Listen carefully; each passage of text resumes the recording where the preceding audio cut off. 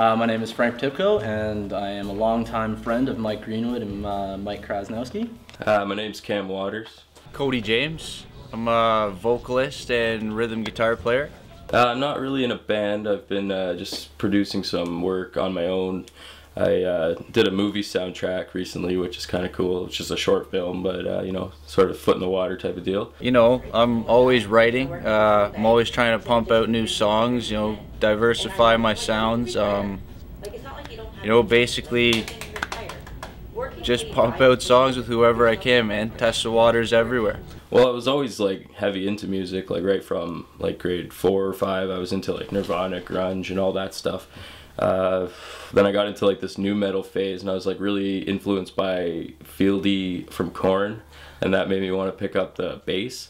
But before I could grab a bass, my dad plopped a like a Strat copy in my hands. So you know, kind of grateful for that, because who knows where it would have gone if I stayed as a bass player.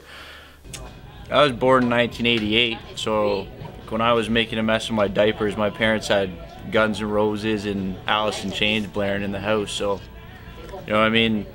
I can remember watching videos on TV of guys just like wailing away on the guitar. So, it's like instantly, I thought that was the coolest thing ever, man. So, well, my dad was a musician, and I've always grown up around music and whatnot. I didn't really actually start playing until high school. I think what really tipped me over the edge is I was at a high school party, and I remember seeing this one guy, and he was trying to, I don't know, I think he was trying to play Wonderwall, but I think people got the gist of it, and girls were just flocking to him, and I was just like, that's all it takes? That's it?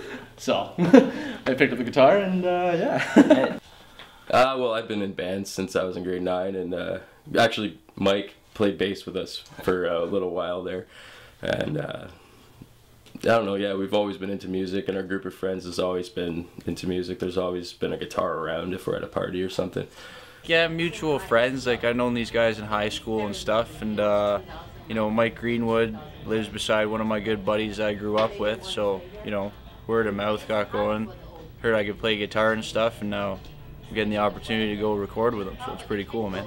It was definitely in high school. I remember Dunbarton stole Kraz from St. Mary's, and I guess we all just started hanging out in the same circles. Greenwood, you know what? I can't even put my finger on when I really met him, but I just know that we've always been friends, so it's a good thing. Well, actually, I've known Kraz since I was about 7. We played hockey together, so I've known him through that, and then we sort of reunited in high school, and Greenwood I met in grade 9, and he's always been talking about doing some collaborations and whatnot, so you know, one day he just invited me over, and there it went. So Greenwood had just come back from Carleton, and he was going through this music producing program, I think, through Seneca, and all the while going through that, we were just hanging out, and he was talking about it and stuff, and then I knew that he wanted to get some stuff going, and then when he had some bare tracks, he's like, hey, do you want to come out and jam? So, you know, help a friend out, why not? Well, yeah, when I first heard the tracks Mike was putting together, I was pretty amazed with like all the different sounds he's putting into one song. It was very interesting to work with that new style of sound, because I'm just used to guitars, drums, and bass, but now with like all these keyboards and oscillators and insanity, it was really cool to experiment. What attracts you to the Moorelands Project and how they create their music?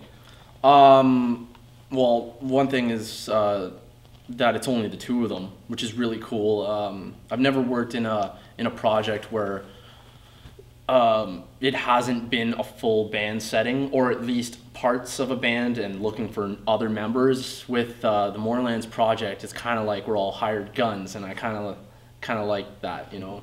It's cool. I mean, just good vibes with these guys, man.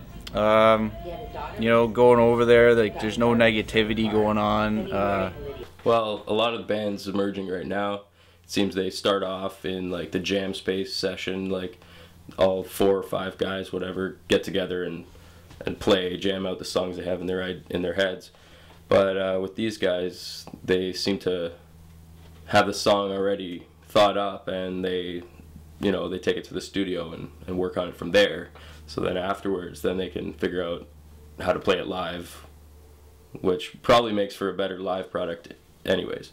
It really, really refines their sound. Like, it really gives it a uniqueness to it, because it's not like, and I'm not saying that bands that just keep the same 5 members are terrible or anything like that, because some of the greatest bands are like that, but it's really cool because now you have a band that is only the 2 of them, but there could be, you know, X number of artists on there, and it like makes it really sound like savory gumbo for the ears.